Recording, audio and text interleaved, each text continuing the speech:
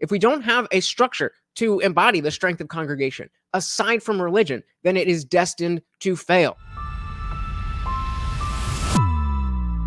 I feel like a large component, and I think you were saying this earlier, if not the component of what the culture war is the destruction of Christianity. Of course. Well, yeah, it's exactly. It's a destruction of Christianity. There's also additional. So let's just take that part. The destruction of Christianity. Okay, let's say that that's the case. Let's say that just the left's goal is to destroy Christianity. If Christianity is not something that's directly part of the political landscape, then they can't do anything. They can attack our American identity that I talk about endlessly, that is almost perfectly aligned with being a Christian, just doesn't have the dogma part. They can't knock that down as easily. Oh, you believe in man in the sky? Just saying. If you want to win this culture war, there are certain things that will work and there are certain things that won't. And clinging to God is not going to work. Context said it's worse. It's the destruction of decency and common sense. I agree. I agree that it's that a lot more than it is the destruction of Christianity. But I don't really care how you characterize it if we both have the same goals. We'll look at our foreign policy as if it's something entirely removed from our cultural realities and attitudes. But the truth is, we have promoted a callous disregard for human life over the course of decades because abortion was legal nationwide across this country prior to the overturning of Roe. And if you think sending women the message and men the message that they can wage war against their own unborn children does not have effects on the global stage, and that a person who doesn't have to care about the life of their unborn child is supposed to care about children in Gaza or Yemen, you're out of your mind. Yeah, I get the logic there. But if we are thinking practically, like, I understand the theory there, but if we're thinking practically, there have been more later abortions since Roe v. Wade has been overturned, before. Roe v. Wade was a compromise for sure. But it was, remember, safe, legal, and rare? And now it's just unfettered. And I don't think that enough people thought about that or talked about that. That, yeah, it was a bad stopgap and we should not allow this ever. But there's a whole half of the country that thinks the complete opposite. And maybe a compromise is exactly what we need.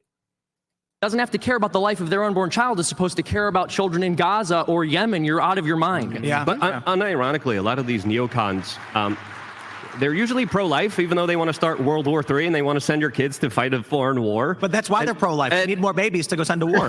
Well, yes, I think that's also a component to it. But there's also a lot of hypocrisy because a lot of the chaos that was created by this foreign policy was deliberate. Dick Cheney in 1991 was specifically talking about why we can't get rid of Saddam Hussein, because if we do, it's going to create chaos inside of the Middle East. It's going to kill the Christians. It's going to kill all the different sectarian Muslims there that are going to be fighting each other. It's going to make Iran more powerful in the region.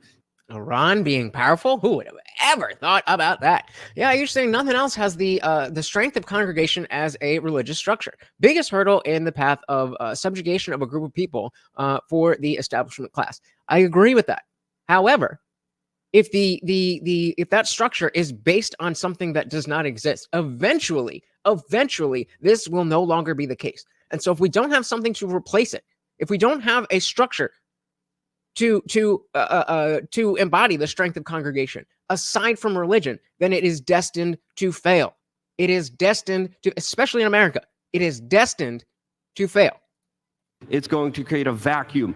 And they did it. They knowingly did it after 9/11. The Republicans, after 9/11, were on the wrong side of history, and they set up the institutions and the apparatuses that are now going after their other fellow Republicans and putting them in jail. And so that's part of the thing that I don't understand is that this used to be something that, anti-establishment people on the left or the right could understand. That, the elites are doing this, and it's a different thing. Remember, I always talk about the difference between when we're talking about Democratic politicians and liberal voters, or Republican politicians and conservative voters. Those are two different groups of people on either side. That's 4 different groups of people. And that's a hypocrisy that needs to be called out. And those people in that party need to be purged. That's Needs to be right. kicked out. There needs to be. So again, going back to Mood saying all this stuff about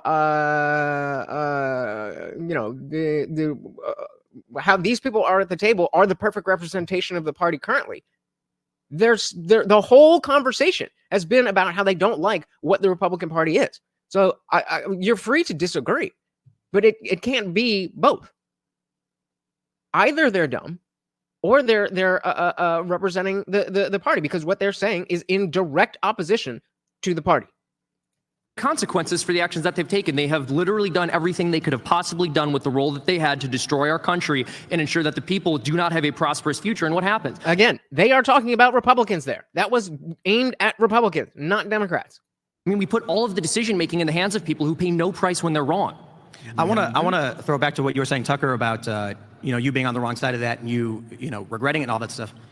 I think everybody here now agrees, and that's why they tremendously respect you. And it's because you say things that are true, you learn things, and then you correct yourself. You evolve your opinions, and here you are. Many of us we've watched you for so long, and you take a look at the other conservatives in the establishment with the rise of Donald Trump, and what did they do? All of a sudden now they're indistinguishable from Democrats. They're the antithesis. They are the people who said, I don't care what's true or correct. I care about what grants me political power. And now we're looking at old neoconservatives who have effectively joined the Democratic Party, or super PACs that are going after Trump. And my favorite thing is when Trump, in 2020... Well, before he goes there, Mood says, yeah, I think they hate establishment Republicans and want more extreme actions. Low taxes and less government is boring to them. They fight culture wars, and that's why the party is viewed as hateful. I don't understand how fighting culture wars equals hateful. Because if it's a culture war, then there's people on the other side of it fighting it. So, I mean, I agree that the Democratic Party is hateful, but are you just saying engaging in a culture war makes you hateful? The Republican Party is a combination of its followers and representatives. I'm saying that both have shifted to cultural wars. And so you just think that focusing on cultural wars is a bad thing outright. I'm just trying to understand. In 2020, after they announced Biden wins, you have groups like the Lincoln Project saying, oh, our fight's not over. It was never about Trump. Well, it's just a Democrat super PAC with old Republicans now saying whatever Democrats want to hear to make money. Yeah. But I do think I agree with every word, and I work for some of the people that you're referring to, and it's horrifying to me to see them change. But I do think a lot of it has to do with what's going on inside them, and they won't admit when they're wrong, and that's a tragedy for the country, but it's also a tragedy for them. There's nothing better for you. There's nothing more liberating. There's nothing more joy-inspiring than being able to admit when you're wrong. It frees you from the burden of the mistake that you made. That's totally real. You don't. Agreed. Absolutely agreed. One, I forget who said it recently, but I think it was Zippy who said that it's an actual skill to be able to admit when you're wrong, to see that you are wrong, to understand that, that new information, that your mind has changed, and to be able to acknowledge it. That is a skill. And too many people, forget politics, too many people do not have that skill. Thanks so much for watching, guys. If you enjoyed that clip, check out the full live stream link in the bio and catch me live every Monday, Wednesday, Friday, 8 p.m. Eastern. See you there.